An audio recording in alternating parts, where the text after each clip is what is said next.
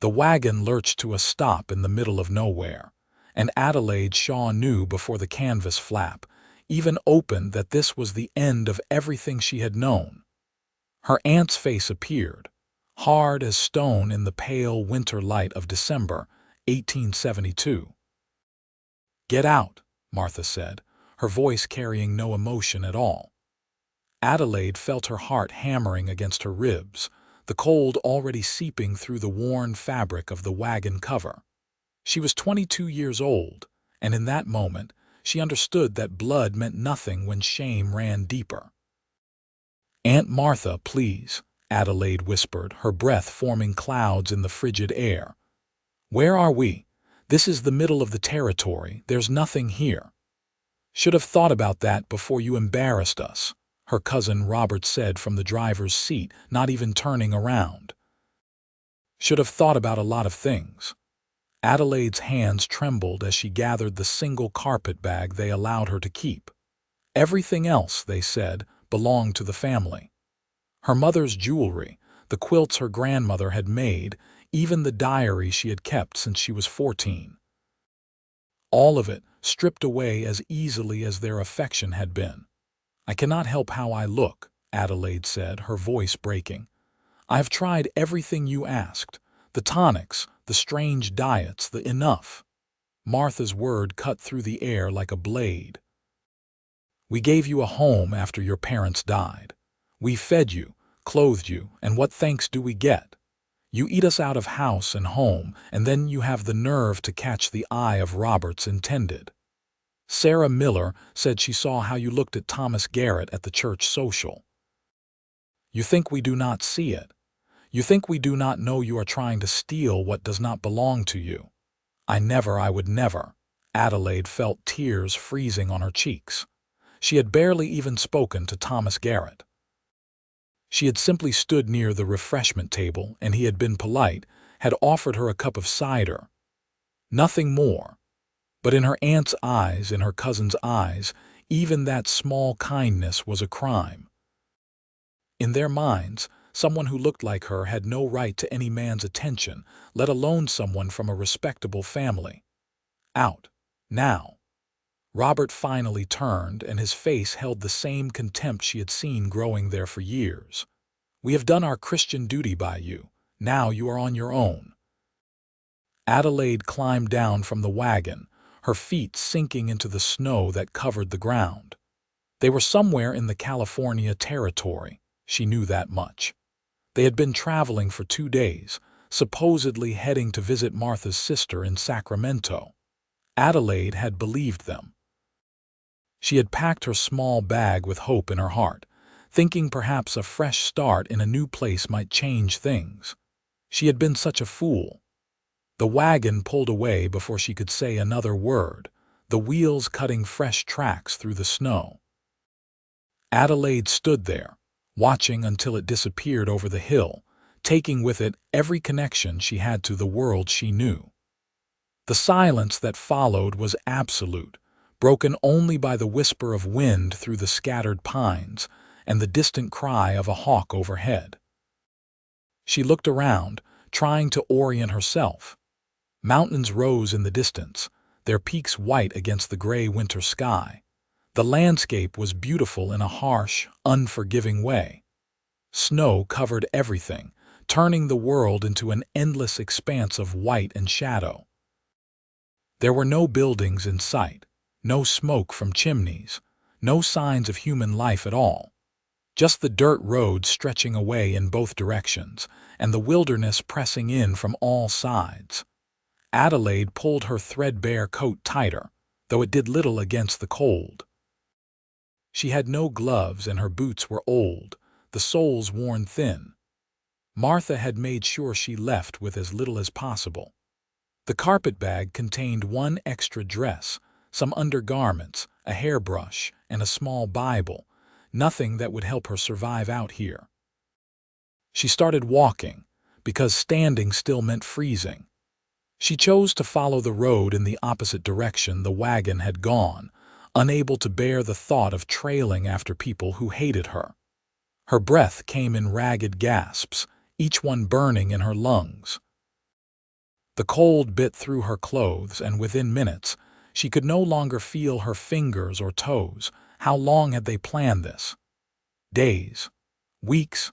Had they discussed it over dinner, deciding her fate while she washed their dishes and mended their clothes? The betrayal cut deeper than the cold ever could. Adelaide had always been heavier than other girls. Even as a child, she had been rounder, softer. Her mother had said it was just baby fat, that she would grow out of it, but she never had. As she grew older, the weight stayed, and with it came the whispers, the stares, the casual cruelty of people who thought her size gave them permission to judge everything about her. When her parents died in a cholera outbreak 5 years ago, Martha had taken her in, but it had never been out of love. It had been duty, and duty wore thin quickly when you were deemed unworthy of kindness. The wind picked up, sending snow swirling around her. Adelaide's legs ached with each step, but she forced herself forward. She had no idea how far the nearest town might be. Miles, certainly. Maybe dozens of miles. The thought terrified her, but what choice did she have? Stop and die, or keep moving and maybe, just maybe, survive? Time lost all meaning as she walked. The sun, hidden behind thick clouds, gave no indication of the hour. Her body grew numb, which was almost a mercy. The shivering had stopped, and some distant part of her mind recognized that as a bad sign. She stumbled more frequently now, her feet clumsy, her thoughts growing fuzzy. She thought about her parents. Her father had been a schoolteacher, her mother a seamstress. They had been good people, kind people. They had never made her feel less than worthy because of her size. Her father had called her his perfect girl, and her mother had made her beautiful dresses that fit properly, that made her feel pretty despite what the world said. Losing them had been like losing gravity itself, like being set adrift in a hostile universe. Adelaide fell for the first time when the road dipped unexpectedly. She went down hard, her hands breaking the fall, snow pushing up under her sleeves. She lay there for a moment, the cold seeping into her bones, and part of her wondered if it would be easier to just stay down. To close her eyes and let the winter take her. At least it would be peaceful. At least it would be over. But something in her refused to give up. Some stubborn spark of survival, of anger maybe. She had done nothing wrong. She had been kind, dutiful, faithful. She had never stolen, never lied, never hurt anyone. And yet the world had punished her anyway, had decided her body was a crime worthy of death. She pushed herself up, swaying on her feet. Her vision blurred, and she wiped at her eyes, unsure if the wetness there was tears or melting snow. She took another step, then another. The road curved ahead, disappearing into a stand of trees. Adelaide focused on reaching those trees, making that her only goal. Just get to the trees. Then she would find another goal after that, one step at a time. She never saw the dip in the road, hidden by the snow. Her foot came down on nothing, and she tumbled forward, rolling down a small embankment. Pain exploded in her shoulder as she hit something hard, and then she was lying at the bottom, staring up at the gray sky, unable to make her body move. This is it, she thought distantly. This is how I die. Alone and cold, thrown away like garbage, she closed her eyes and the darkness welcomed her. Somewhere in the vast emptiness, hoofbeats echoed like distant thunder. Lucas Oates had been riding patrol around his property when he spotted the wagon tracks veering off the main road. He followed them out of curiosity more than anything else, wondering what would bring someone out this far in December. The cattle were all secure in the lower pastures, and the ranch hands were back at the bunkhouse, but Lucas had always been restless. 3 years he had been working this land, building something of his own after leaving his father's ranch in Texas. 3 years of hard work, of learning the California territory, of carving out a life from the wilderness. At 26, he had everything he thought he wanted. A successful ranch, good horses, respect in the small community around Oroville. But something was missing, some piece that made it all feel hollow. He filled the emptiness with work, with long rides across his property, with plans for expansion that never quite satisfied the ache in his chest. He was thinking about turning back when he saw the tracks diverge. One set continued east, back toward Oroville. But there, nearly hidden by fresh snowfall, was a single line of footprints heading west. Small prints made by worn boots. Someone walking alone. Lucas frowned, urging his horse forward. No one should be out here on foot, especially not in this weather. The temperature was dropping as evening approached, and the clouds overhead threatened more snow. He followed the tracks, his concern growing with each passing minute. The footprints wavered, stumbling.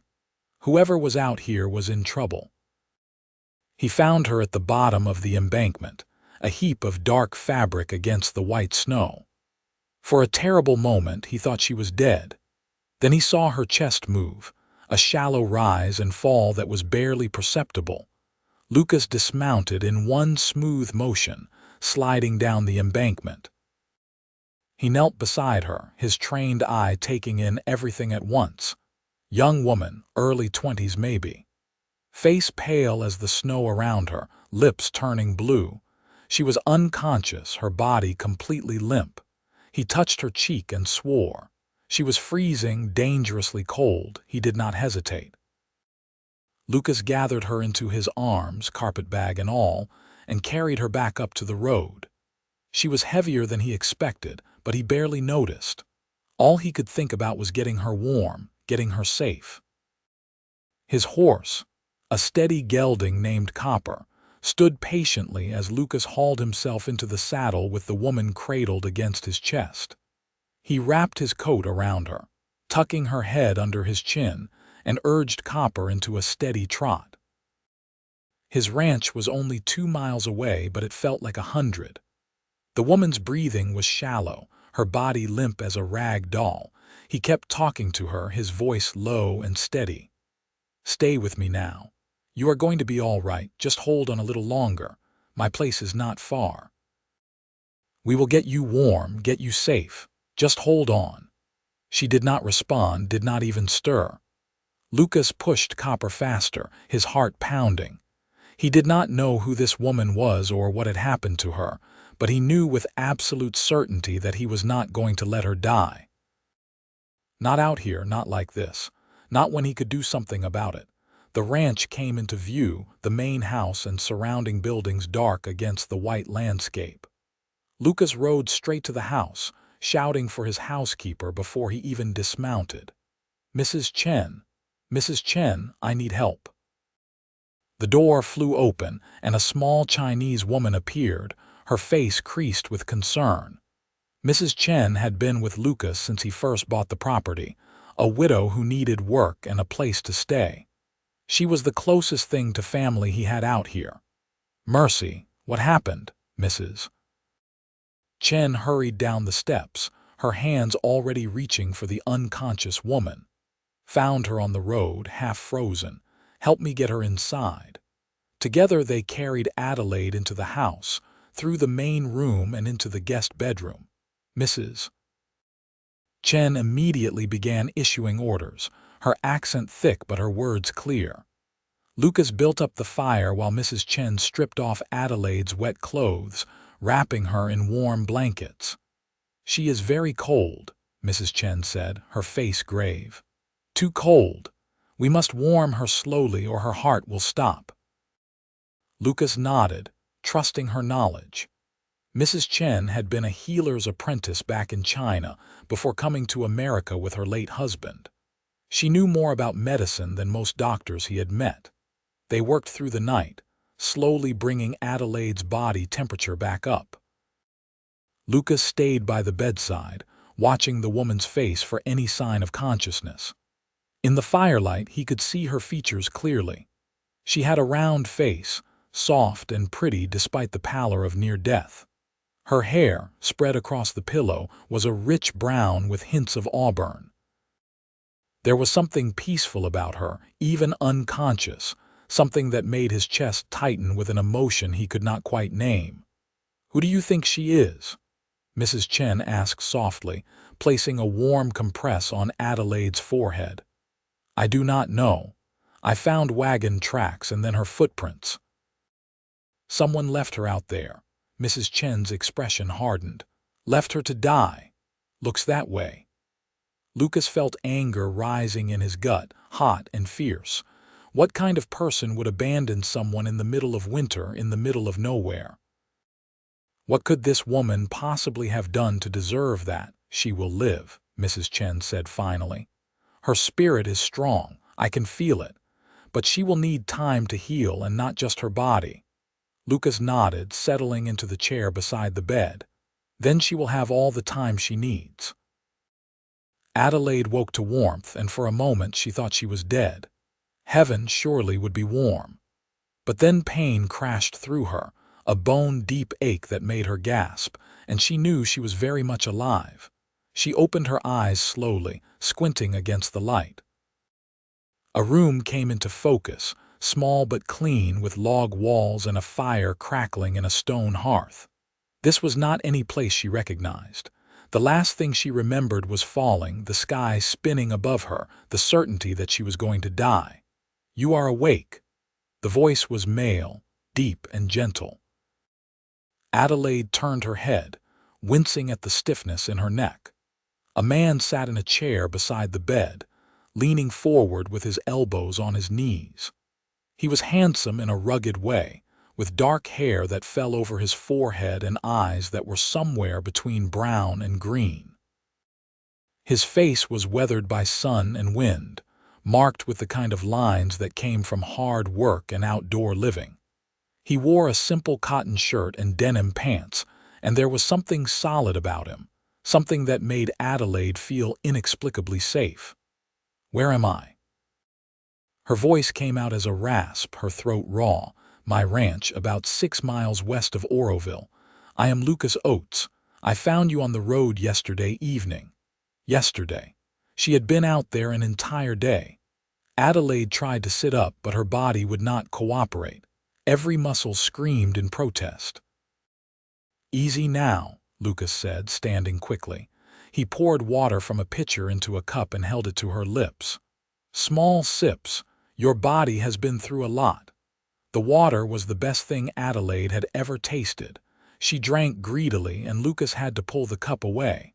"Not too much at once. There will be more." Adelaide settled back against the pillows, suddenly aware that she was wearing a nightgown she did not recognize, that her hair was loose around her shoulders. Heat flooded her cheeks. "Mrs. Chen changed your clothes," Lucas said quickly, as if reading her thoughts. "My housekeeper, she has been taking care of you. Your things were soaked through." "Thank you," Adelaide whispered, "for saving me, for bringing me here." "No thanks needed." Lucas sat back down, studying her with an intensity that made her self-conscious. "Can you tell me what happened? How you ended up out there alone?" Adelaide felt tears prick her eyes. The shame of it, the humiliation. But this man had saved her life. He deserved the truth. "My family," she said slowly. "My aunt and cousin. They brought me out there and left me. Told me to get out of the wagon and then drove away." Lucas's expression darkened. "Left you deliberately, in the middle of nowhere in winter." "Yes," the word caught in her throat. "They said they had done their Christian duty by me, that I was on my own now." "What could you possibly have done to make them?" He stopped, shaking his head. "No, there is nothing that could justify that, nothing." Adelaide looked down at her hands, twisting the blanket between her fingers. "They were ashamed of me. I am not what a woman should be. I am too heavy, too much. My cousin's intended spoke to me at a church social, just to be polite, and they decided I was trying to steal him away. So they got rid of me." The silence that followed was heavy. Adelaide could not bring herself to look at Lucas, could not bear to see the disgust or pity in his eyes. She waited for him to make an excuse to leave, to realize he had saved someone not worth saving. That is the most cowardly, cruel thing I have ever heard. Adelaide's head snapped up. Lucas was staring at her, but there was no disgust in his expression, only anger, fierce and protective. You almost died because your family did not like how you look, because some fool spoke to you at a church social. He stood abruptly, pacing to the window. I have seen men shot for less provocation. I have seen outlaws with more honor. I am used to it, Adelaide said quietly. People have always been unkind about my size. I just never thought my own blood would try to kill me over it. Lucas turned back to her, his jaw tight. What is your name, Adelaide? Adelaide Shaw. Well, Adelaide Shaw, you listen to me. You are safe here. You can stay as long as you need, and no one is going to hurt you or judge you or make you feel less than you are. Do you understand? Adelaide felt something crack open inside her chest, something that had been frozen for so long she had forgotten it existed. Tears spilled down her cheeks and she could not stop them. Why? She whispered. Why would you be kind to me? You do not even know me. Lucas crossed back to the bed and to her surprise he took her hand. His palm was calloused, warm and strong. Because it is the right thing to do. And because I know what it is like to be judged for things you cannot control. He squeezed her hand gently. You rest now. Get your strength back. We can talk more later. He left, closing the door softly behind him. Adelaide lay in the warm bed, staring at the ceiling, feeling the phantom warmth of his hand still wrapped around hers. For the first time in years, something that might have been hope flickered to life in her heart. Over the next few days, Adelaide slowly regained her strength. Mrs. Chen brought her meals, rich soups and hearty stews that Adelaide tried not to eat too much of, old habits dying hard. But Mrs. Chen would have none of it. You eat, the older woman insisted. Your body needs fuel to heal. In my country, we know that health comes in all sizes. You need strength, so you eat. Adelaide found herself obeying, partly because Mrs. Chen was formidable despite her small stature, and partly because the food was delicious. As her body recovered, she began to observe her surroundings more carefully. The room she stayed in was simple but comfortable, with handmade furniture and colorful quilts on the bed. Through the window, she could see snow-covered pastures and mountains in the distance. It was beautiful in a way that made her chest ache. Lucas visited every day, usually in the evenings after his work was done. He would sit in the chair beside her bed and tell her about the ranch, about his cattle and horses, about the land. He spoke easily, his voice soothing, and Adelaide found herself looking forward to these visits with an eagerness that surprised her. How did you end up out here? She asked one evening when she was finally strong enough to sit up without feeling dizzy. You said you came from Texas. Lucas nodded, stretching his long legs out in front of him. My father owns a large ranch down in Austin. I grew up there learning the business, but my father and I did not see eye to eye on how things should be run. He is old-fashioned, set in his ways. When I suggested changes, he took it as disrespect. So you left. I did. Came out to California 3 years ago with everything I owned in my saddlebags. Bought this land cheap because the previous owner could not make it work. Spent the first year just surviving, getting the house fixed up, buying a small herd. But I love it. This is mine, built with my own hands and my own sweat. Adelaide heard the pride in his voice, the satisfaction of a man who had created something meaningful.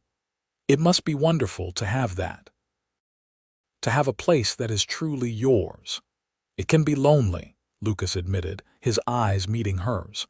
I have Mrs. Chen and the ranch hands, but it is not the same as having family. Real family, I mean. People who care about you for who you are. I understand that feeling, Adelaide said softly. They sat in comfortable silence for a while, the fire crackling in the hearth. Adelaide found herself studying Lucas when he was not looking. He was handsome, certainly, but it was more than that. There was a kindness in him, a genuine decency that she had rarely encountered. He did not look at her with the disgust she was used to seeing in people's eyes. He looked at her like she was just a person, worthy of respect and care. "What will you do?" Lucas asked eventually. "When you are better, I mean. Do you have anywhere to go?" The question hit Adelaide like a physical blow. She had been so focused on recovering, on the warmth and safety of this place, that she had not let herself think about the future. But Lucas was right to ask. She could not stay here forever, no matter how much she might want to. "I do not know," she admitted. "I have no family left, no friends. My aunt and cousin were all I had." She twisted her hands in her lap. "I suppose I will have to find work somewhere, maybe as a maid or a cook if anyone will hire me." Lucas frowned. "Why would they not hire you?" Adelaide gave him a sad smile. "You are kind, Mr. Oates, but you know as well as I do that people judge by appearances. I have been turned away from work before because employers thought I was lazy or gluttonous. They look at me and see someone not worth their time. Then they are fools." Lucas's voice was sharp. "You survived being abandoned in a snowstorm. You have been recovering for less than a week and you already want to work. That takes strength, Adelaide, real strength. Anyone who cannot see that is blind." Adelaide felt her throat tighten with emotion. "You are very kind to say so. I am not being kind, I am being honest." He leaned forward, his expression serious. "Listen, I have a proposition for you. Mrs. Chen is getting older and she could use help around the house. The ranch is growing and I need someone to manage the domestic side of things. Cooking for the hands, keeping the books, managing supplies. It is hard work, but it pays fair wages and you would have room and board." Adelaide stared at him, certain she had misheard. "You are offering me a job." "I am. But you barely know me. I could be a thief or a liar or you are none of those things, I can tell." Lucas's voice was gentle but firm. "And maybe I am making this offer partly because I need the help, but I am also making it because everyone deserves a chance." "You deserve a chance, Adelaide, a real one." Adelaide felt tears threatening again. She seemed to cry so easily these days, all her defenses worn thin by cold and fear and unexpected kindness. "I do not know what to say. Say yes. Say you will stay, at least for a while. Give yourself time to figure out what you want to do next. No pressure, no obligations beyond honest work for honest pay." She should be cautious, Adelaide knew.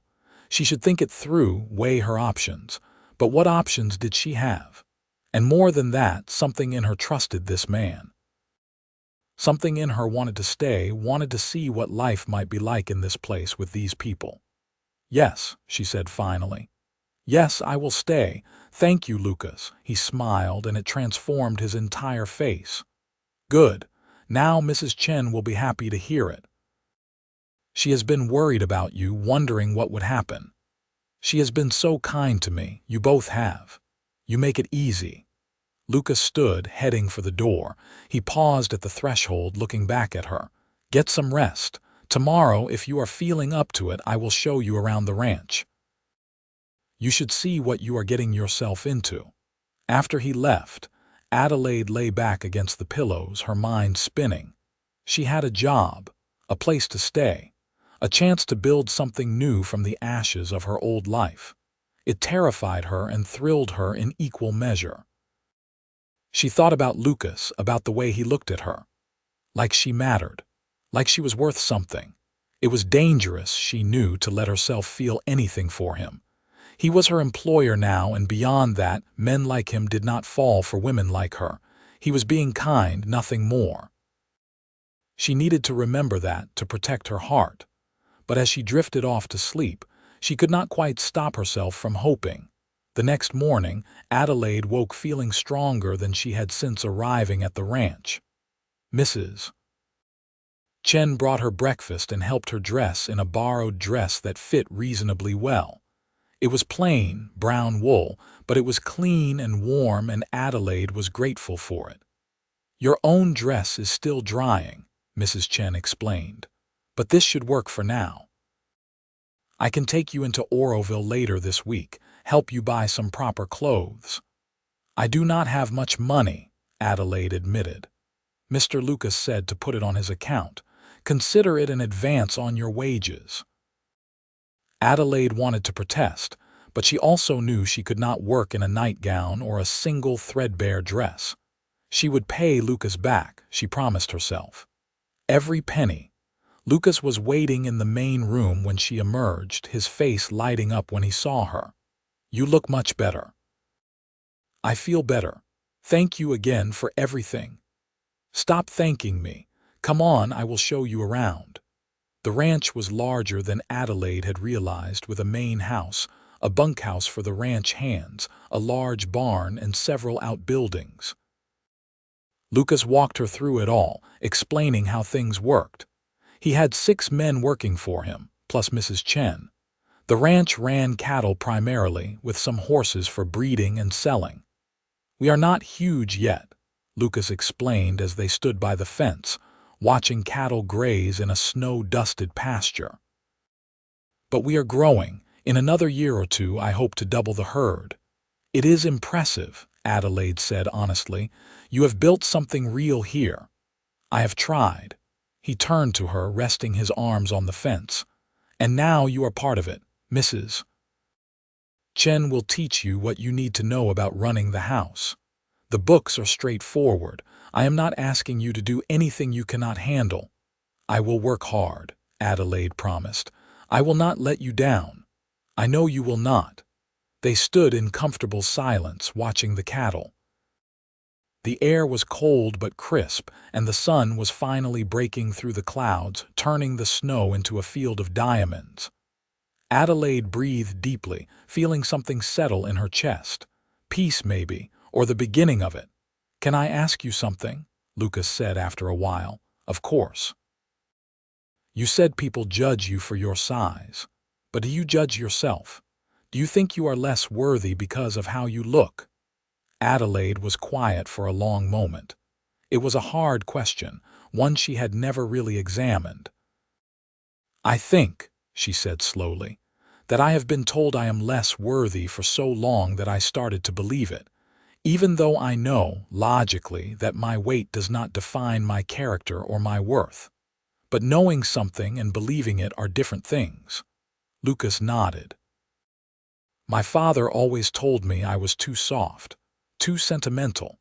He said a real man did not question, did not feel, just did what needed to be done.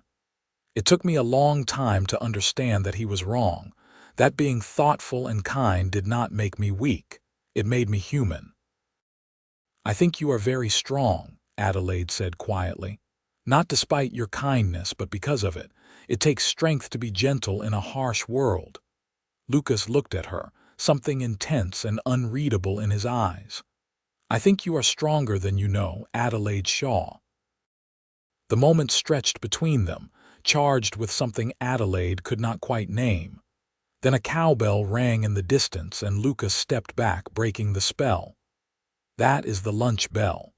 Come on, I will introduce you to the ranch hands. They eat in the bunkhouse, but Mrs. Chen usually sends food over." The ranch hands were a varied group, ranging from young to old, and they greeted Adelaide with a mixture of curiosity and welcome. There was Tom, the foreman, a grizzled man in his 50s with a kind smile. Jake and Sam, brothers in their 20s who bantered constantly. Miguel, who had come up from Mexico and spoke with a thick accent but had a ready laugh. And old Pete, who claimed to be 70 but looked closer to 100, his face a road map of wrinkles. They were respectful, tipping their hats to her, and Adelaide felt herself relax.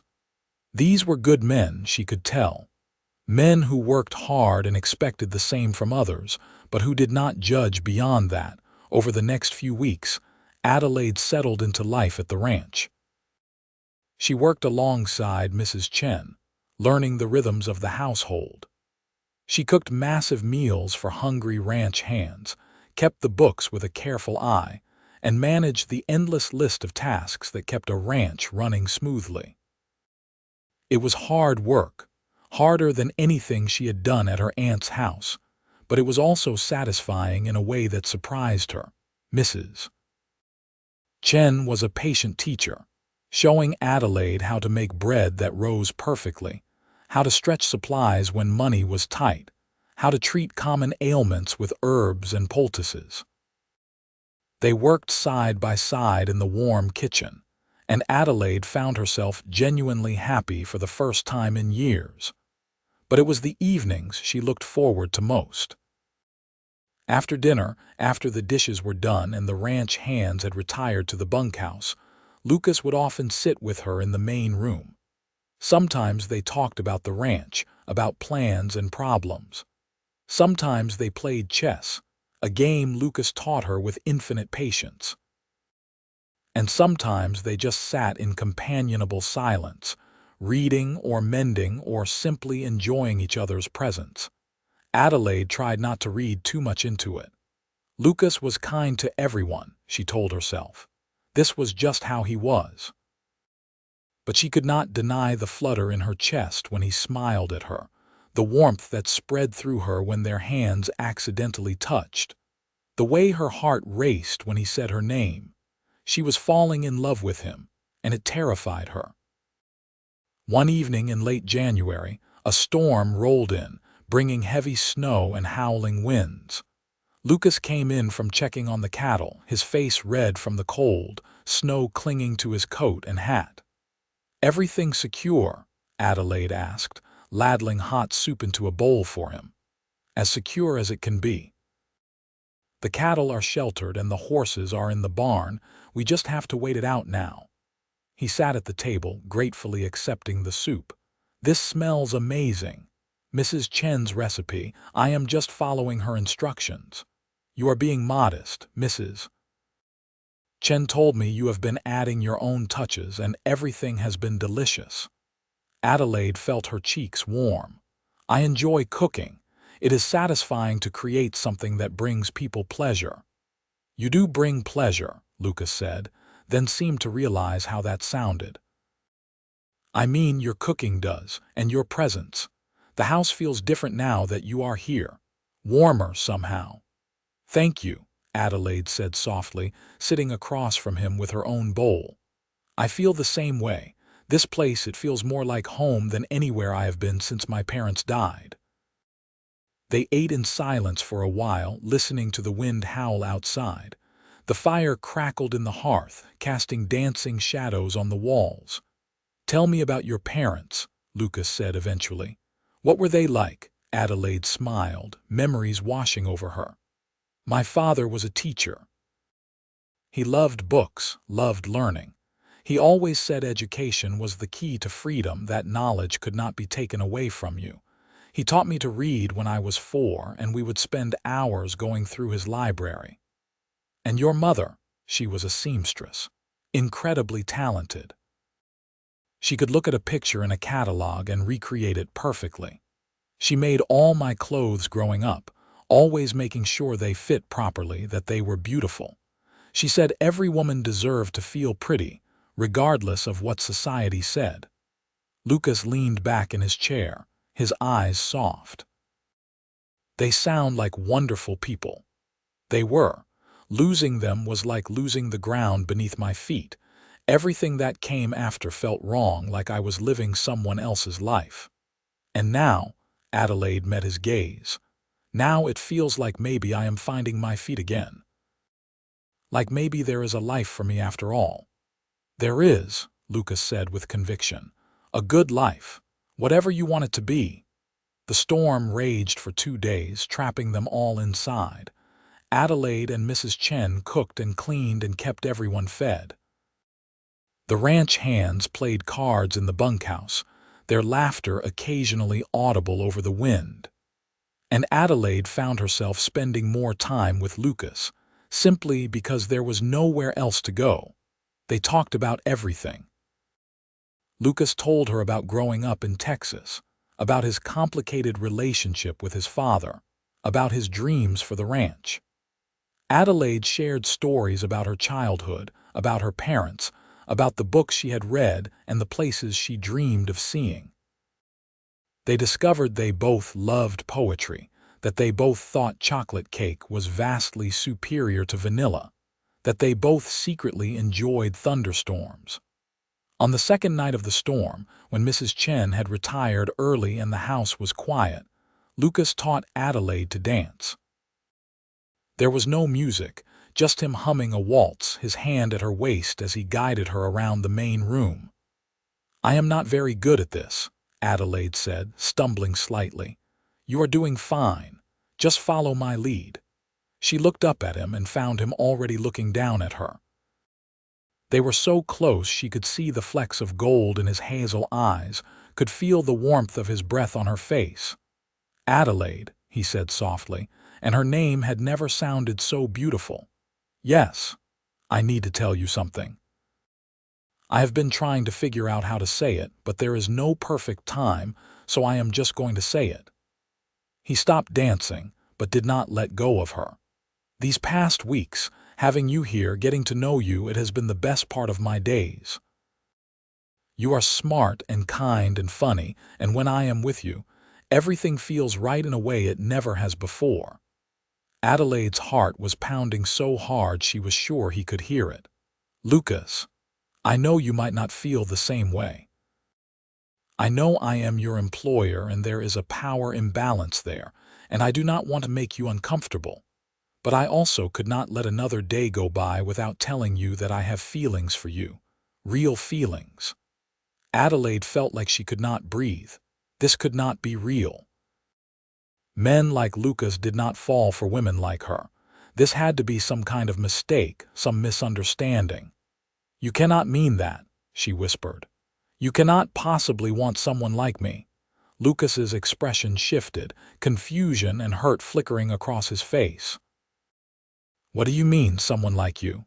I am not beautiful. I am not delicate or graceful. I am too much, Lucas. Too heavy, too awkward, too everything. Men like you do not fall for women like me."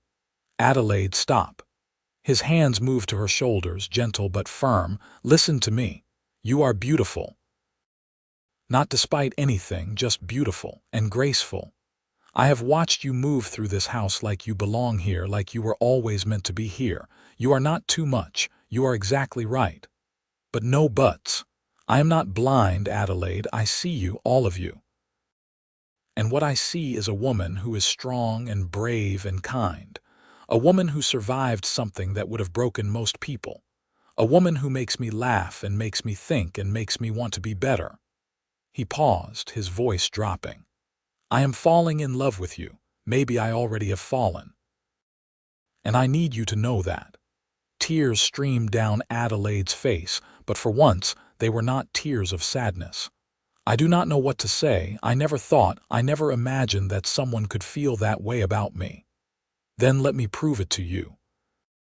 Let me show you every day that you are worthy of love, that you are worthy of everything good." He wiped the tears from her cheeks with his thumbs. "I am not asking you to say anything right now. I am not asking for promises. I am just asking you to consider the possibility. Can you do that?" Adelaide looked up at him, at this man who had saved her life in more ways than one. She thought about the past weeks, about the way he made her feel seen and valued, about the way her heart lifted when he walked into a room, the way she found excuses to be near him. "I think," she said slowly, "that I am already falling in love with you too, and it terrifies me." "It terrifies me too," Lucas admitted. "I have never felt this way before, but I think maybe the best things are a little terrifying." He leaned down slowly, giving her every chance to pull away. But Adelaide did not pull away. She rose on her toes, meeting him halfway, and when their lips touched, she felt like she was finally, truly home.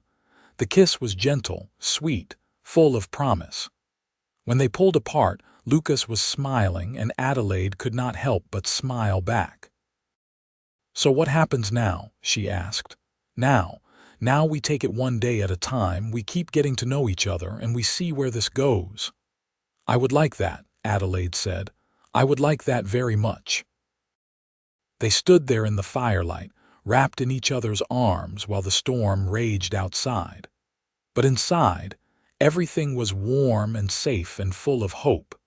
The storm passed, as storms always do, and life at the ranch returned to normal.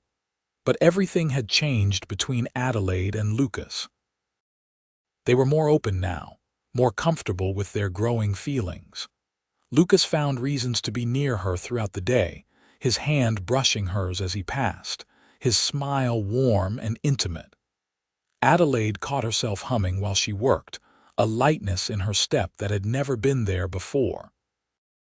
Mrs. Chen noticed, of course. She cornered Adelaide one morning while they were making bread. "You and Mr. Lucas," she said, kneading dough with practiced efficiency. "Things have changed." Adelaide felt her cheeks heat. "Is it that obvious? To me, yes. To the men, probably not.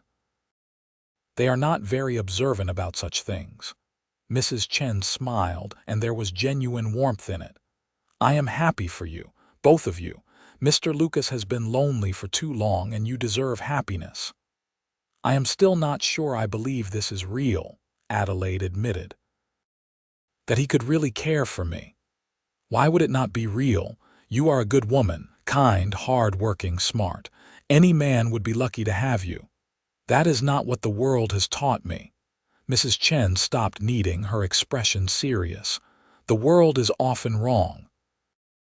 In my country, I was told I could not come to America, that a woman alone would never survive.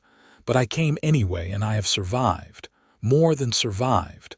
I have built a life." She placed a flour-dusted hand on Adelaide's arm.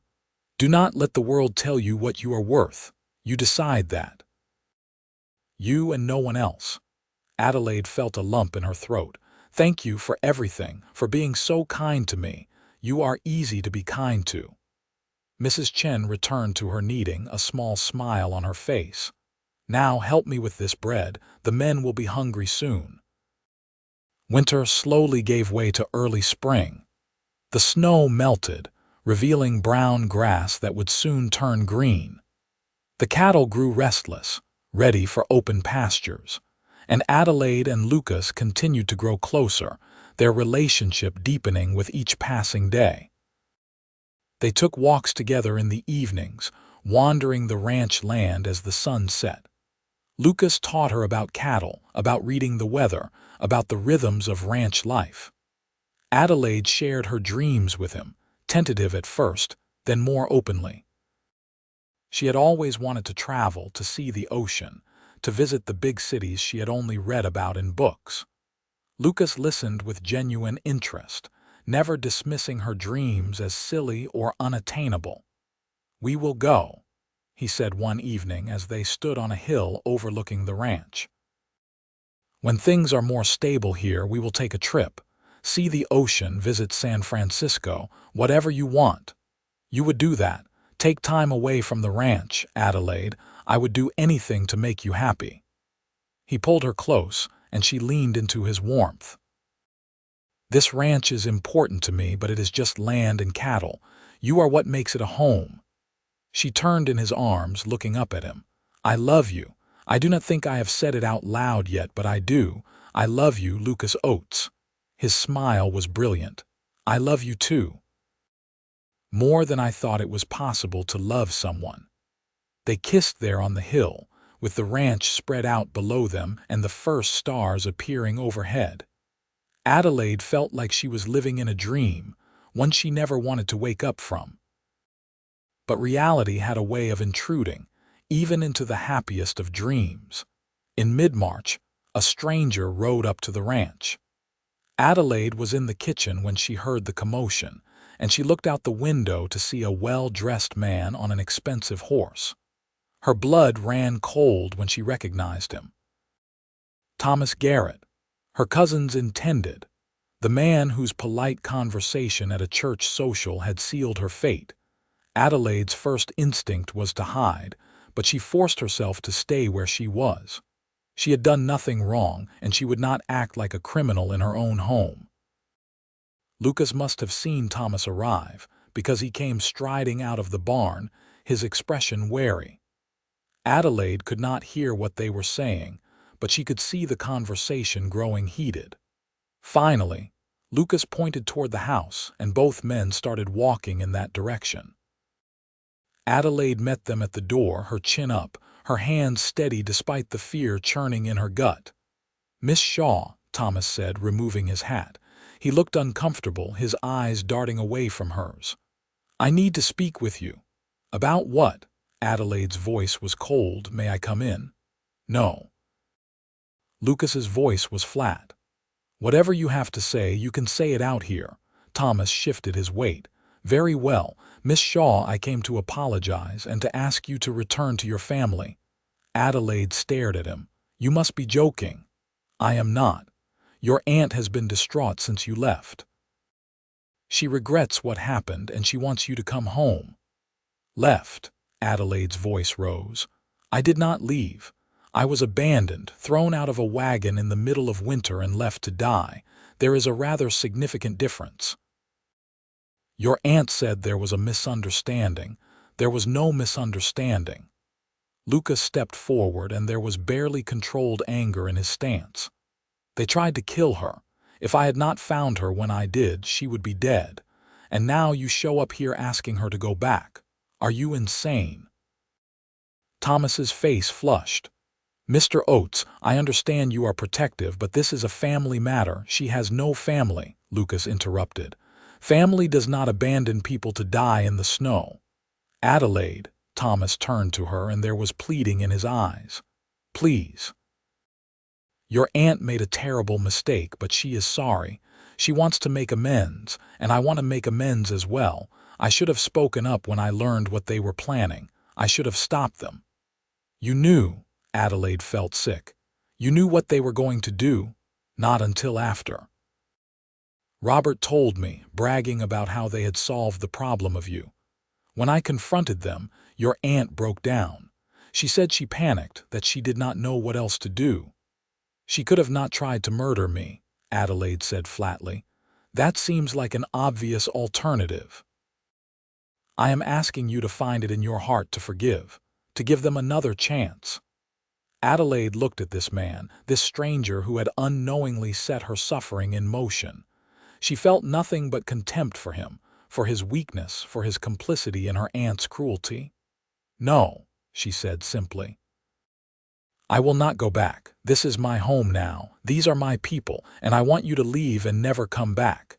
"Adelaide, please," she said. "No." Lucas's voice was dangerous now. "You need to leave, now." Thomas looked between them, and something like realization dawned on his face. "I see. You have found yourself a protector, someone who does not mind your faults." "She has no faults," Lucas said quietly, but there was steel underneath. "And if you say one more word against her, I am going to throw you off my property, possibly over my fence." Thomas put his hat back on, his expression hardening. "Fine. I came here in good faith, trying to do the right thing.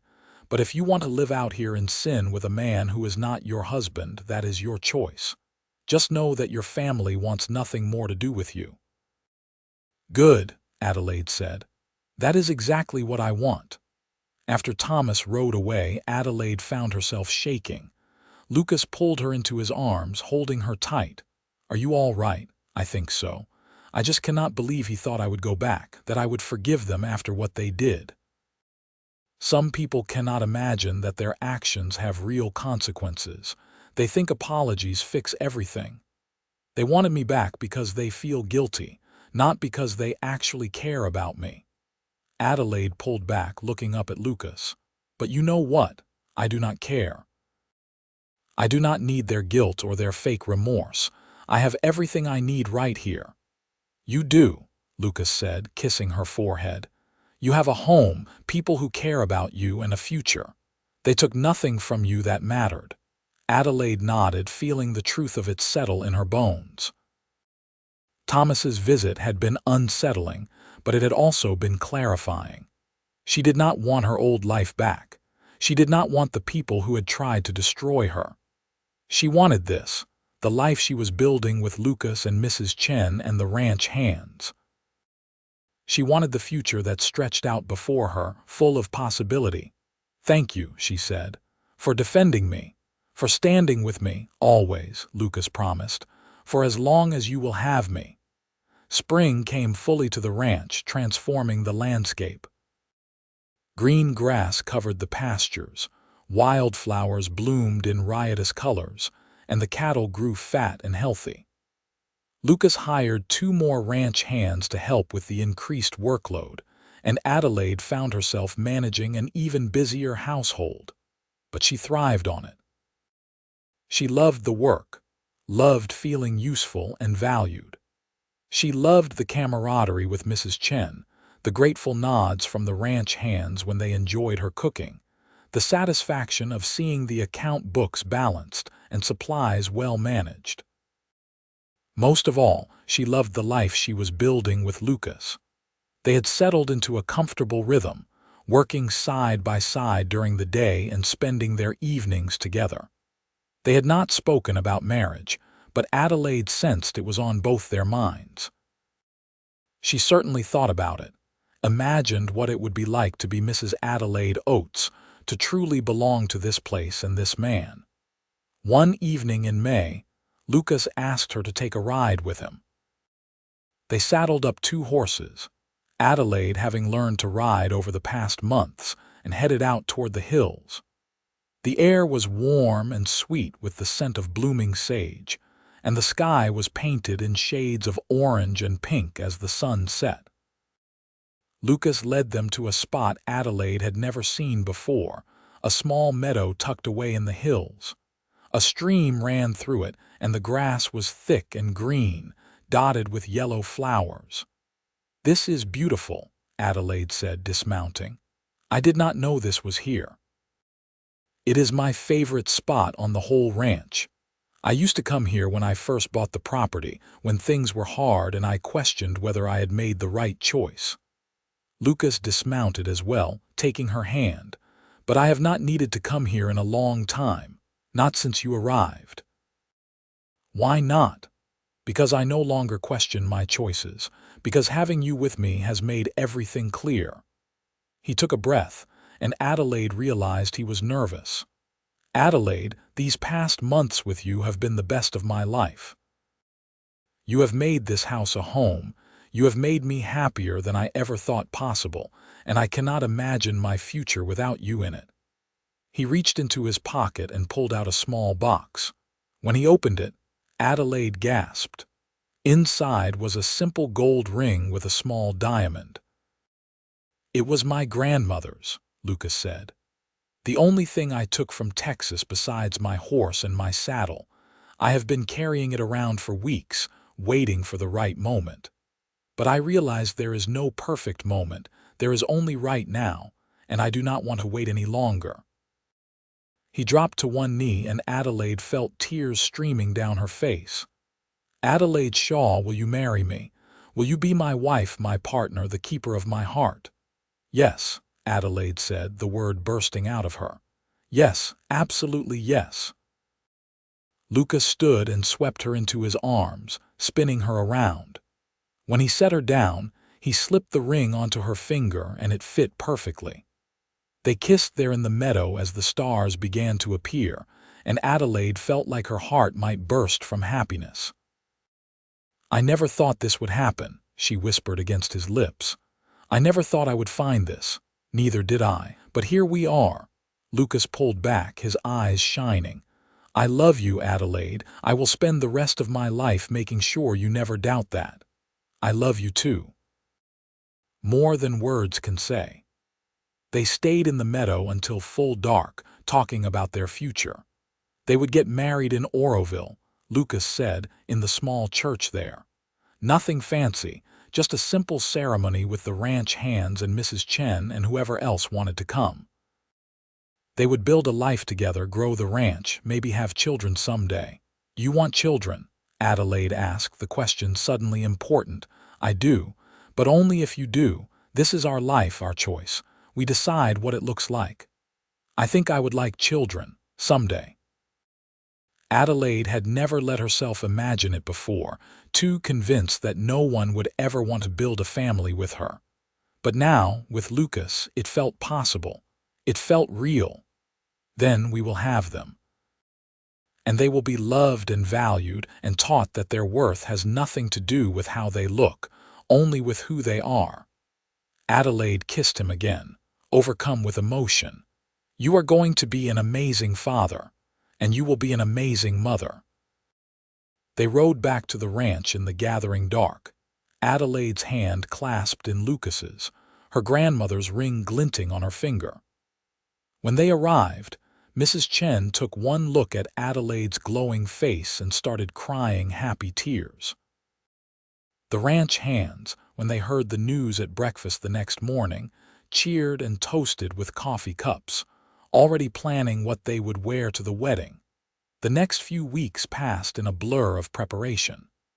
Adelaide and Mrs. Chen rode into Oroville to buy fabric for a wedding dress. The local seamstress, a kind woman named Mrs. Patterson, took Adelaide's measurements without judgment and created a beautiful gown in soft cream silk that fit Adelaide perfectly and made her feel, for the first time in her life, truly beautiful.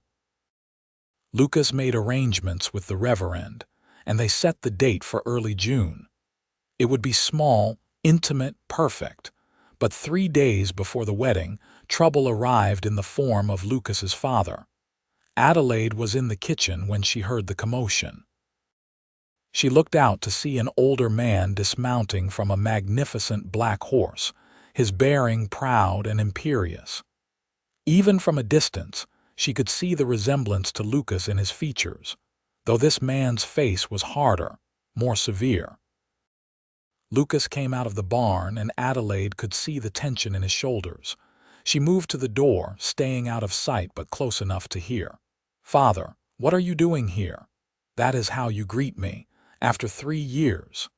The older man's voice was deep, commanding. "I came because I heard news that disturbed me, news that you are getting married. I am. In 3 days. To a woman I have never met. A woman with no family, no connections, no," he paused. "I saw her through the window. Lucas, tell me you are not throwing your life away on someone like that." Adelaide felt like she had been slapped. She pressed a hand to her stomach, fighting nausea. "Someone like what?" Lucas's voice was dangerously quiet. "You know what I mean. She is not suitable, not for a man in your position." "And what position is that exactly?" "I am a rancher in California, father, not Texas royalty. And Adelaide is more than suitable. She is perfect." "She is obese, Lucas. You cannot possibly be attracted to her. Is this some kind of charity case? Are you marrying her out of pity? Get off my property." Lucas's voice was hard as stone. "Right now. Before I do something I will regret. Lucas, listen to me. I know we have had our differences, but I am trying to help you. Marry someone appropriate. There are plenty of young women in Texas who would make suitable wives, women who would be an asset to you, not a liability." "Adelaide is not a liability. She is the best thing that ever happened to me, and if you cannot see that, if you cannot treat her with respect, then you are not welcome here." There was a long silence. Adelaide held her breath, tears running down her cheeks. "You are making a mistake," Lucas's father said finally. "And when you realize it, do not come crawling back to me." "I will not, because I am not making a mistake. For the first time in my life, I am making the right choice. Now leave." Adelaide heard hoofbeats and she moved away from the door before Lucas could come in and see her. But she was not fast enough. He found her in the kitchen, tears streaming down her face. "You heard." "I did. Lucas, maybe he is right. Maybe you should not marry me. I do not want to cause problems between you and your father." "Adelaide, stop." Lucas pulled her into his arms. "My father has been trying to control my life since I was born. I left Texas to get away from that. I will not let him ruin us. But what if he is right? What if you regret marrying me? I will not. I could never regret you. He pulled back, his hands on her shoulders. Listen to me. My father's opinion does not matter. What matters is what we feel, what we want, and I want you, only you, always you. Adelaide wanted to believe him. She did believe him, but the poison of his father's words had seeped in, reopening old wounds. I am sorry, she whispered. I am sorry you have to defend me. I am sorry I am not what a wife should be. You are exactly what a wife should be. You are kind and strong and loving. You make me laugh, you challenge me to be better, you make every day brighter. That is what matters. Not what my father thinks, not what anyone thinks, just what we know to be true. He kissed her, gentle and reassuring, and Adelaide felt some of the poison drain away. He was right. They knew the truth of their relationship, the depth of their love. No one else's opinion could change that. I love you, she said. I love you too. And in 3 days I am going to marry you and we are going to be happy. I promise you that. The day of the wedding dawned clear and beautiful. Adelaide woke early, nerves and excitement churning in her stomach. Mrs. Chen helped her dress, fastening the buttons on her wedding gown, arranging her hair in an elegant updo. You look beautiful, Mrs. Chen said, her eyes bright with tears. Mr. Lucas is a lucky man. I am the lucky one, Adelaide said, but she was smiling. They traveled to Oroville in the ranch wagon, accompanied by all the ranch hands in their best clothes. The little church was already full when they arrived, packed with people Adelaide barely knew. The townsfolk had heard about the wedding and turned out in force, curious to meet Lucas's bride. Adelaide felt a flutter of panic as she stood in the back of the church, looking at all those eyes turned toward her. But then the organ started playing and the doors opened fully and she saw Lucas standing at the altar. He was wearing a new suit, his hair neatly combed, and the look on his face when he saw her took her breath away. There was such love there, such certainty, that all her fears melted away. She walked down the aisle, her head high, and when she reached him, he took her hand and whispered, "You are the most beautiful woman I have ever seen." The ceremony was simple and heartfelt. They exchanged vows, promising to love and honor each other, to stand together through whatever life brought. When the reverend pronounced them husband and wife, Lucas kissed her, and the church erupted in applause. The reception was held at the ranch, with tables set up outside and food enough to feed an army. Mrs. Chen had outdone herself, and Adelaide had helped, both women working for days to prepare.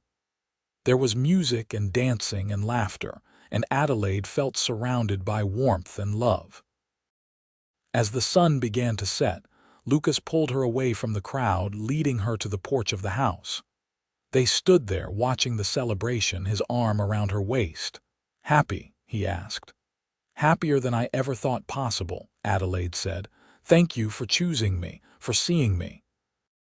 Thank you for surviving, for being strong enough to make it through that day in the snow so I could find you, so we could have this."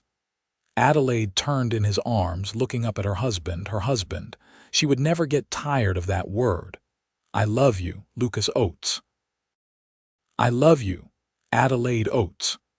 They kissed as the stars came out, as their friends and family celebrated around them, as the future stretched out before them full of promise and hope. The months after the wedding were the happiest of Adelaide's life. She and Lucas settled into married life with an ease that surprised them both. They worked side by side during the day, managing the ranch together. Adelaide proved to have a head for business, and Lucas increasingly relied on her judgment for important decisions. The ranch prospered, the cattle herd growing, the finances stabilizing, and their reputation spreading. But it was the nights Adelaide treasured most. After the work was done and the house was quiet, they would retire to their bedroom, and Lucas would show her in 1,000 ways how much he loved her. He was gentle and patient, making her feel cherished and desired in ways she had never imagined possible. He loved her body without reservation, and gradually, Adelaide began to see herself through his eyes. Not as too much, but as exactly right. They talked about everything, lying in the darkness. Lucas shared his fears about the ranch, about whether he was doing right by his workers, about the weight of responsibility. Adelaide shared her dreams, no longer afraid to want things, to hope for more. They laughed together, cried together, built a partnership that was as much friendship as it was romance. In September, Adelaide realized she had missed her monthly courses. She said nothing at first, afraid to hope, but when another month passed, she could no longer deny the possibility. She was pregnant. She told Lucas one evening after dinner, simply handing him a tiny pair of knitted booties that Mrs. Chen had helped her make. Lucas stared at them, his expression blank. Then, slowly, understanding dawned. "Adelaide, are you saying I am with child? We are going to have a baby." Lucas let out a whoop of joy that probably carried all the way to Oroville. He swept her into his arms, spinning her around despite her protests that he needed to be careful. When he set her down, there were tears on his cheeks. "We are going to be parents," he said, awe in his voice. "We are going to have a family. Are you happy?" Happy does not even begin to cover it. I am thrilled, terrified, amazed, grateful. Adelaide, you have given me everything. They held each other, both of them crying now, overwhelmed by the enormity of it. A new life created from their love. A child who would be theirs to love and protect and guide. The pregnancy was not easy. Adelaide suffered from terrible morning sickness for the first few months, and Lucas hovered anxiously, driving her slightly mad with his concern. But Mrs. Chen took charge, brewing special teas and making bland foods that Adelaide could keep down, and gradually, the sickness passed. As her belly grew, Adelaide found herself marveling at the changes in her body. She had spent so long hating how she looked, but now, growing their child, she felt powerful, beautiful even. Lucas certainly thought so. He could not keep his hands off her, constantly touching her belly, feeling for kicks, talking to the baby. "I hope she has your eyes," he said one night, his hand spread across her rounded stomach. What makes you think it is a girl, just a feeling?" "Either way, I hope the baby has your kindness, your strength. I hope the baby has your courage, your good heart." Winter came again, exactly a year after Adelaide had nearly died in the snow. But this winter, she was warm and safe, surrounded by love, waiting for their child to arrive. The baby came in early March, during a rainstorm that turned the roads to mud. The doctor from Oroville could not make it out to the ranch, but Mrs. Chen had delivered babies before, and she took charge with calm efficiency. The labor was long and painful, but Adelaide focused on Lucas's voice, on his hand gripping hers, on the future waiting just beyond the pain. And finally, as dawn broke, their child entered the world with a lusty cry. "A boy," Mrs. Chen announced, placing the baby on Adelaide's chest. "A healthy, perfect boy." Adelaide looked down at her son, at his tiny red face and shock of dark hair, and fell completely in love. Lucas was beside her, his arm around her shoulders, staring at their child with wonder. "He is perfect," Lucas whispered. "He is absolutely perfect." They named him Matthew, after Adelaide's father. Matthew Lucas Oates, heir to the ranch and the best of both his parents. The first few weeks were exhausting, punctuated by endless feedings and diaper changes and sleepless nights. But they were also magical. Adelaide had never known it was possible to love someone so much, so completely. And watching Lucas with Matthew, seeing the gentleness and awe in his face, made her fall in love with her husband all over again. Spring turned to summer, and Matthew grew from a tiny infant into a robust baby with his father's hazel eyes and his mother's smile.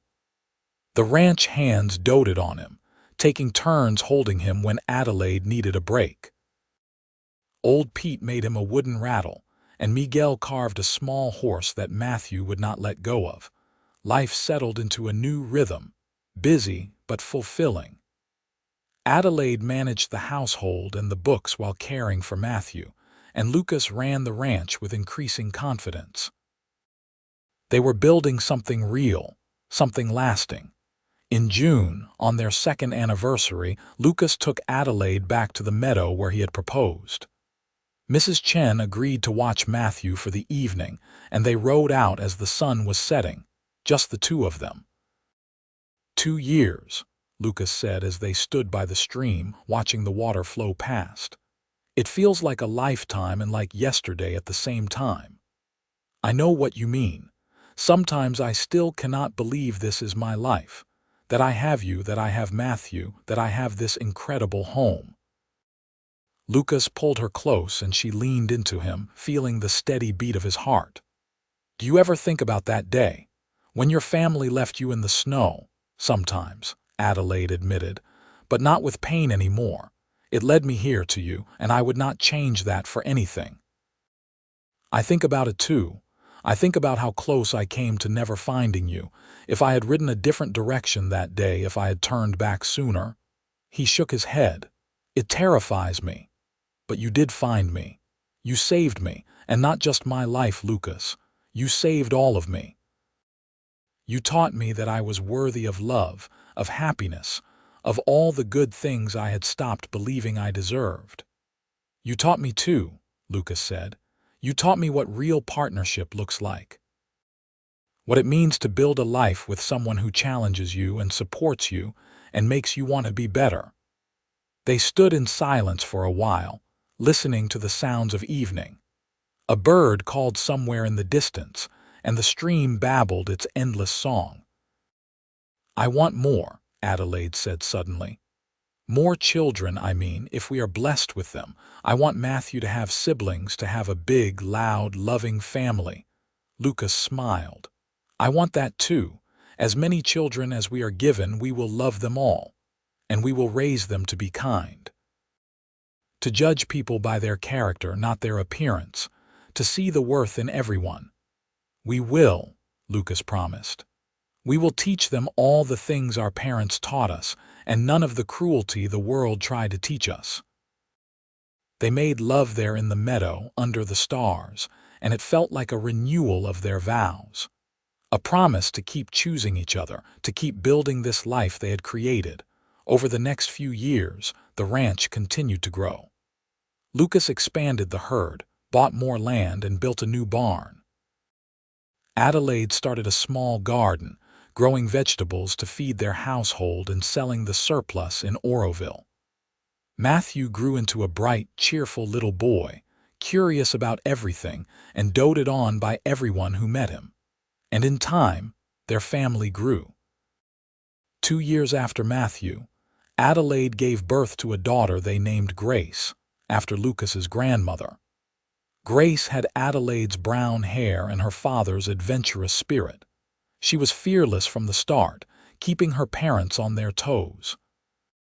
2 years after Grace came another boy, Samuel, quiet and thoughtful, with a love of books that reminded Adelaide of her father. And finally, when Adelaide was 32, they welcomed their last child, a daughter they named Rose, who had her mother's gentle kindness and her father's stubborn determination. The house was always full of noise and laughter, of scraped knees and bedtime stories, of small crises and grand adventures. It was chaotic and exhausting and absolutely perfect. As the years passed, the ranch became one of the most successful in the region. Lucas's reputation as a fair employer and skilled rancher spread, and he was often asked for advice by other ranchers. Adelaide became known for her business acumen and her hospitality, and their home was always open to travelers and neighbors. They never heard from Lucas's father again, though they heard through mutual acquaintances that he had remarried after his wife died and had started a new family. Lucas felt a twinge of sadness at that, at the relationship that could have been, but he did not let it poison his life. He had his own family now, one built on love and respect, and that was enough. Adelaide's Aunt Martha died when Adelaide was 35. A lawyer came to the ranch with the news and a small inheritance, a collection of her mother's jewelry that Martha had kept all those years. Adelaide accepted it without emotion, putting the jewelry away in a drawer. She did not need reminders of her mother. She carried her parents' love in her heart, in the way she raised her children, in the life she had built. Robert, her cousin, tried to visit once when Adelaide was 40. He showed up at the ranch, older and worn, claiming he wanted to apologize for what had happened all those years ago. Lucas met him at the door and turned him away without even calling for Adelaide. She was grateful for that. Some wounds did not need to be reopened. Some apologies came too late to matter. Matthew grew into a fine young man, taking after his father in both looks and temperament. At 20, he was already talking about starting his own ranch, about building something of his own just as Lucas had. Grace became a teacher, opening a small school in Oroville and carrying on Adelaide's father's legacy. Samuel went to university in San Francisco, studying law while Rose stayed home, helping her mother run the household and the ranch business. Adelaide and Lucas grew older together, their hair graying, their faces lining, but their love never diminishing. If anything, it grew stronger with time, tempered by years of partnership and shared experience. On their 25th anniversary, their children threw them a party at the ranch. Half of Oroville turned out, along with ranch hands past and present, neighbors and friends. There was music and dancing and more food than anyone could possibly eat. As the party wound down and the stars came out, Adelaide and Lucas slipped away to the porch, watching their children and grandchildren. Yes, grandchildren now. Matthew had married and had 2 children of his own, playing in the yard. 25 years, Adelaide said, leaning her head on Lucas's shoulder. A quarter of a century. Best 25 years of my life, Lucas said, kissing the top of her head. No question. Do you remember that day, when you found me? Every detail. You were wearing a dark blue dress and your lips were blue from the cold. You had a carpet bag that was soaked through. And when I picked you up, you weighed nothing at all because you were so frozen. He paused. I remember thinking I had to save you. Not could, had to. Like my whole life had been leading to that moment. My whole life was leading to that moment, Adelaide said. Everything that happened before, all the pain and the cruelty, it brought me to you, and I would go through it all again if it meant ending up here. You should not have had to go through any of it. You should have been loved from the start, valued for who you were. Maybe. But then I might not have learned how precious it is to be truly loved. I might have taken it for granted. She looked up at him, this man who had saved her and chosen her and loved her for more than half her life now. I have never taken a single day with you for granted, Lucas Oates, not one. Neither have I, Adelaide Oates, neither have I. They sat there as the party continued around them, as their children laughed and their grandchildren played, as the ranch they had built together thrived under the stars. They had created something extraordinary out of a moment of near tragedy. They had built a life, a family, a legacy of love. Matthew came looking for them eventually, his own children in tow. There you are. We were about to cut the cake. Adelaide and Lucas stood, hand in hand, and walked back into the light and noise of their family. This was their happily ever after, Adelaide thought. Not a fairy tale ending where everything was perfect, but a real ending where imperfect people had built something beautiful together through hard work and commitment and love. As they cut the cake, surrounded by everyone they loved, Adelaide caught Lucas's eye and smiled. He smiled back, and in that moment, they understood each other perfectly. They had both been lost once, both been hurt by a world that did not understand them. But they had found each other, had found home in each other, and that had made all the difference. The years continued to roll by, bringing the inevitable changes that time always brings. Lucas and Adelaide grew older, eventually passing the management of the ranch to Matthew while they took on advisory roles. They spent their days tending Adelaide's now extensive gardens, taking long, slow rides across the property, and spoiling their growing collection of grandchildren. Adelaide took up writing in her later years, penning stories for her grandchildren, and eventually publishing a small book of poems about ranch life and love. It sold modestly but brought her great satisfaction, a return to the literary dreams of her youth. Lucas spent his time carving, making toys for the grandchildren and decorative pieces for the house. He also trained horses, gentling them with patience and kindness, teaching Matthew's children the same techniques. They traveled too, finally. When they were in their 60s, they took a trip to San Francisco to visit Samuel and saw the ocean for the first time. Adelaide stood on the beach, feeling the sand under her feet and the salt spray on her face, and cried with the sheer joy of experiencing something she had only read about. They returned to the meadow often, their special place where Lucas had proposed. It became a tradition, on their anniversary, to ride out there and spend an evening remembering their journey together.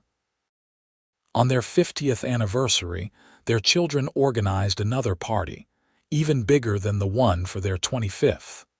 The whole town came, it seemed, along with people from all over the county.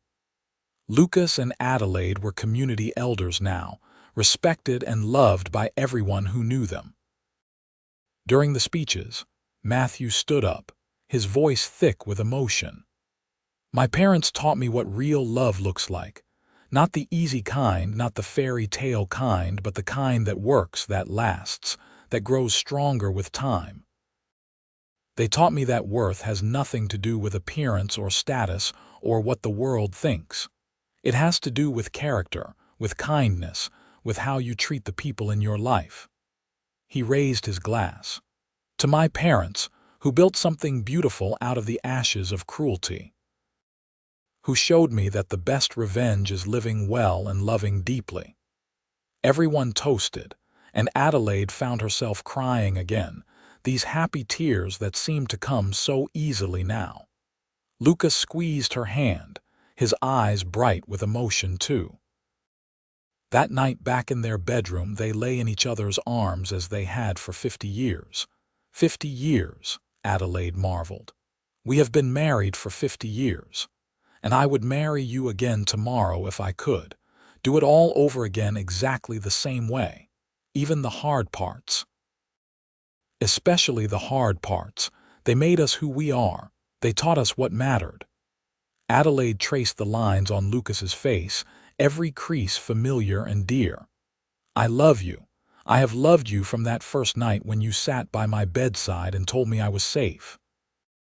I loved you when you offered me a job and a chance. I loved you when you proposed in the meadow. I loved you when you stood beside me against your father. I loved you when you held our children for the first time. And I love you now more than ever." "And I love you," Lucas said, his voice rough. "You are my home, Adelaide. Always have been, always will be. When I saw you in the snow that day, I saw something I did not even know I had been looking for. I saw home."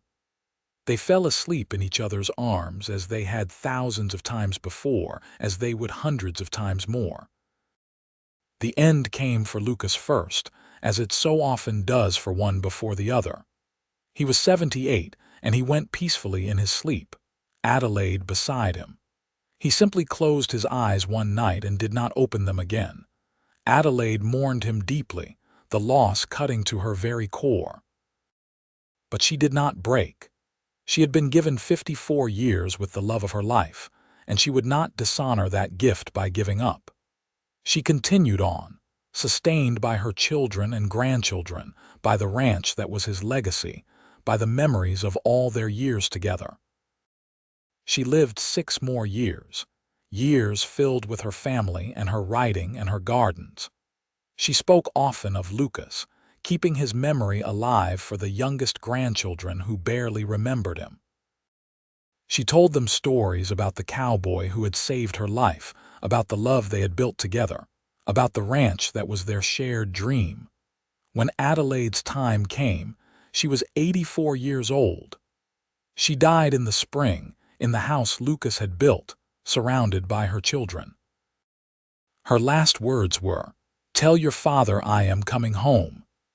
They buried her next to Lucas on a hill overlooking the ranch, where they could look out over everything they had built together. The entire town came to the funeral, and person after person spoke about Adelaide's kindness, her strength, her generosity. But it was Rose, their youngest, who said what everyone was thinking. "My mother was abandoned to die because people thought she was not worthy of life, but she survived. She thrived. She built a family and a legacy that will last for generations. She taught us that the world's judgment means nothing, that true worth comes from within. And most importantly, she taught us that love, real love, sees past everything superficial to the person underneath."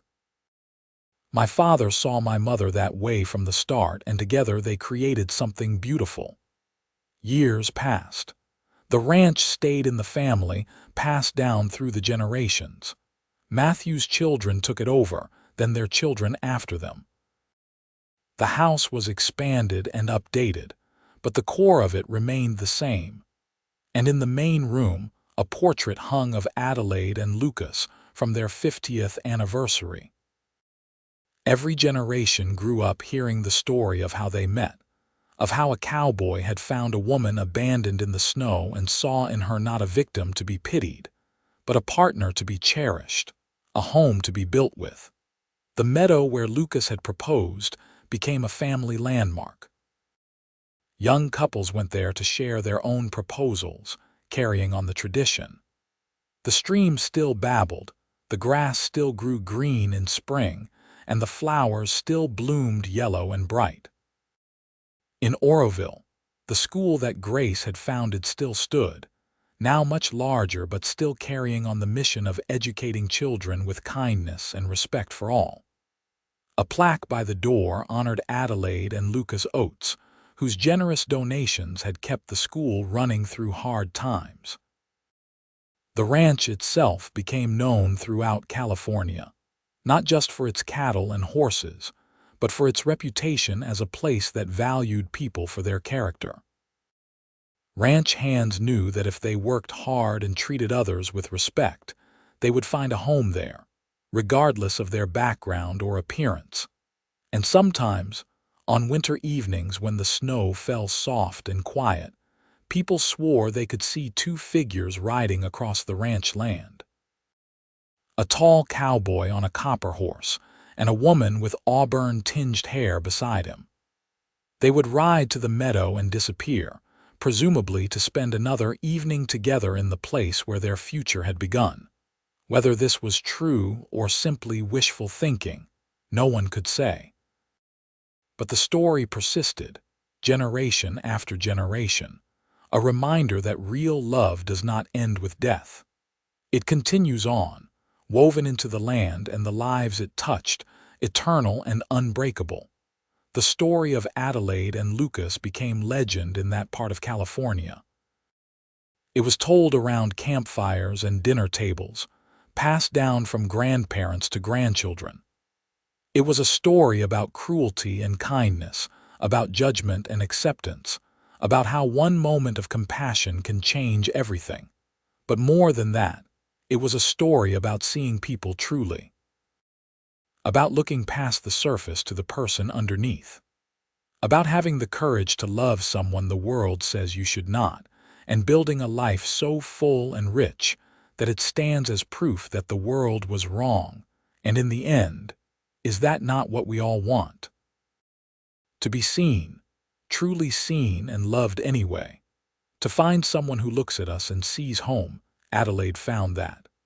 Against all odds, despite everything the world threw at her, she found her home in a cowboy with kind eyes and a generous heart. And together, they built something that lasted far beyond their own lives, a legacy of love that would echo through the generations. The ranch still stands today, over a century after Lucas first built it. It has weathered droughts and floods, hard times and good, and through it all, the descendants of Adelaide and Lucas Oates have kept it running. They carry the story with them, a reminder of where they came from, of the love that started it all. And on clear winter nights, when the snow covers the ground and the stars shine bright overhead, some folks still claim to see that cowboy and his wife, riding across the land they loved, heading home to each other once more. Because in the end, that is what home really is. Not a place, but a person. And Adelaide and Lucas found that in each other, in a chance meeting on a cold December day that changed everything. They abandoned her in the cold for being obese until a cowboy saw her and saw home. And from that moment on, neither of them was ever truly alone again.